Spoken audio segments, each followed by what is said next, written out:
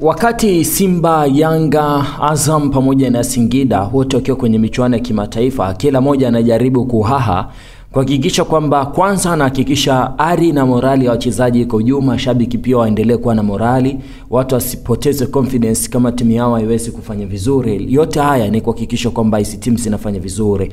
Msemaji wa kikosi Simba kupitia ukurasa wake wa Instagram amesema mechi dhidi ya Petro Atletico hautakuwa mchezo mwepesi. Wapinzani wetu ni bora na wagumu kweli kweli. Wapo imara kiuchumi, wamesajili wachezaji kutoka mataifa mbalimbali ikiwemo Brazil, wana uzoefu wa mashindano haya. Ndugu zangu wana Simba, ni muhimu tuelewe tunakutana na mpinzani wa aina gani ili nasi tujiandae kwa nguvu kubwa kwa namna gani. Zipo silaha nyingi za kujiandaa na mchezo huo, lakini silaha ya uhakika zaidi ni nyie mashabiki wetu.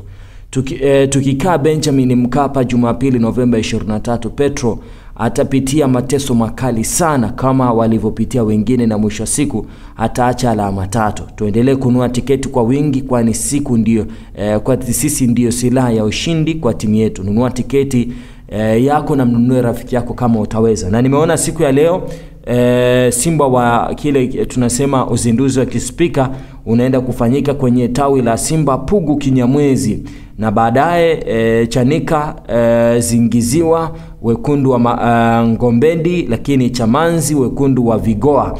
Hao wote bana watapitiwa na kile kispika cha uzinduzi wa kispika cha msemaji ambacho kinapita kwa ajili ya kuhamasisha watu kununua jezi na tiketi. So kama wewe ni shabiki wa kikosi Simba, ushaambiwa hakuna kingine ambacho utakifanya cha kuisaidia timu yako zaidi ya kuhakikisha kwamba unanunua tiketi na unakuwa sehemu ya wale watu ambao watakuwa sehemu ya furaha hii ya kuiona Simba Sports wakicheza michuano ya kimataifa hatua ya robo finali kama ambavyo ilivyokuwa katika misimu iliyopita. Asante and bye bye.